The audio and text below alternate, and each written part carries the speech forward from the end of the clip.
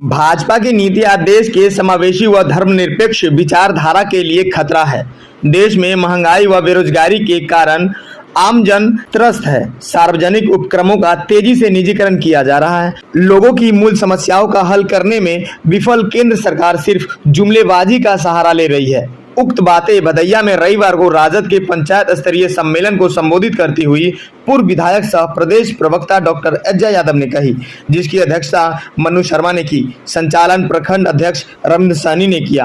प्रदेश महासचिव अशोक कुमार राय ने पार्टी सदस्यों को प्रशिक्षित करते हुए कहा कि लैंडलॉक राज्य होने के बिहार को विशेष राज्य देने की मांग वर्षों से की जा रही है। बावजूद केंद्र सरकार की लगातार टाल मटोल रवैया के कारण अब तक न दर्जा न ही विशेष पैकेज मिल सका है। वहीं राज्य के हितों की उपेक्षा की जा रही है। केंद्रीय एजेंसियों का उपयोग सरकार विपक्षी नेताओं को बेवजह तंग तबाह करने में जुटी है।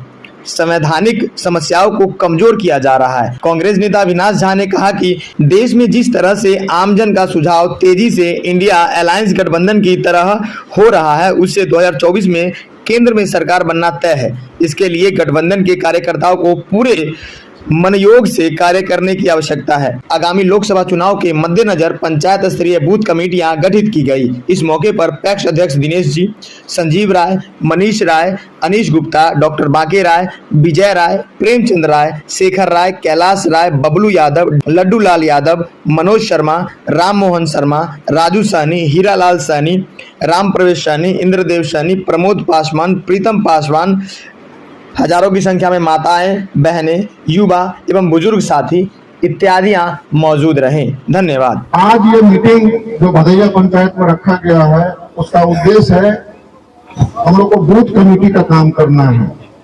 बूथ कमेटी एक ऐसा कमेटी होता है जो पार्टी का रीढ़ होता है और ग्राउंड जो जमीनी स्तर के हकीकत को अपने नेताओं को अवगत कराता है। तो हमारे यहाँ करीब भदैया पंचायत में 7 बूथ है।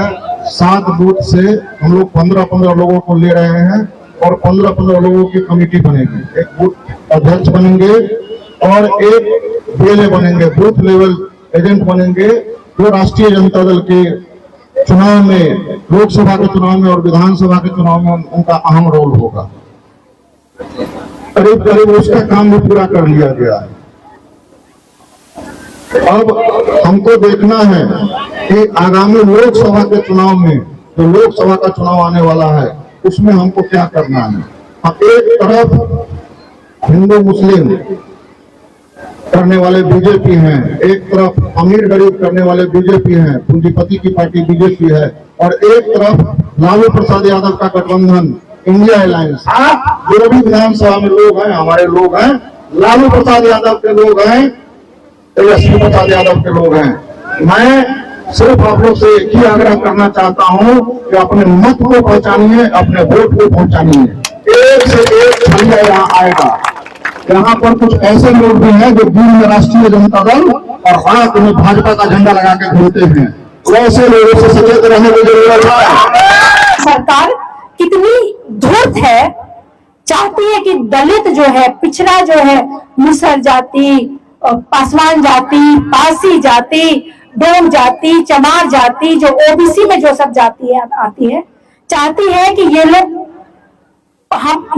को कोई सरकारी फायदा नहीं मिले। लालू प्रसाद यादव बोलते हैं कि तुम जातीय जनगणना करो, हमको बताओ कि हमारे देश में चमार कितना है, मुसहर कितना है, दलित कितना है, डोम कितना है।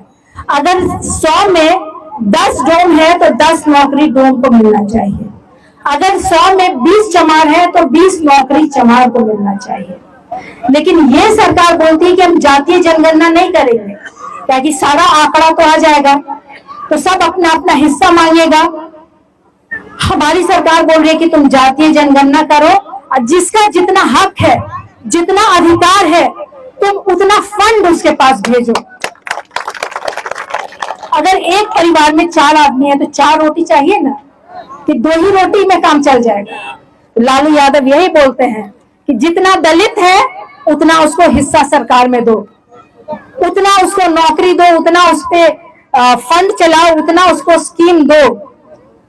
लेकिन ये सरकार कहती है जातीय जनगणना नहीं होगी। मैं बताती हूँ, जब वीपी सिंह बहुत अच्छे प्रधानमंत्री में आते हैं, बहुत बड़े घर के थे, वो राजा घराने के थे, लेकिन वो गरीब के बारे में सोचते थे। मेरे ख्याल से ये 90 की बात होगी। उस समय फिर आरक्षण की चर्चा थी, महिला आरक्षण की बात नहीं हो रही थी, ओबीसी की बात हो रही थी। वीपी सिंह बोले कि ओबीसी को आरक्षण मिलना चाहिए। उस समय यही बीजेपी की सरकार थी, बोली कि आरक्षण नहीं मिलना चाहिए, और जो समर्थन था वीपी सिंह के सरकार को, वो समर्थन खींच ली और सरकार गिर गई।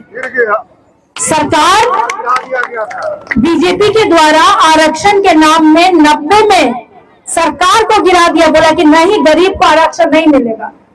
सिर्फ जो संपन्न लोग हैं वही लोग सत्ता भोगेंगे, वही लोग नौकरी करेंगे, वही लोग अच्छा अनाज खाएंगे, वही लोग अच्छा घूमेंगे फिरेंगे। लेकिन वीपी सिंह कहे नहीं, आरक्षण दो।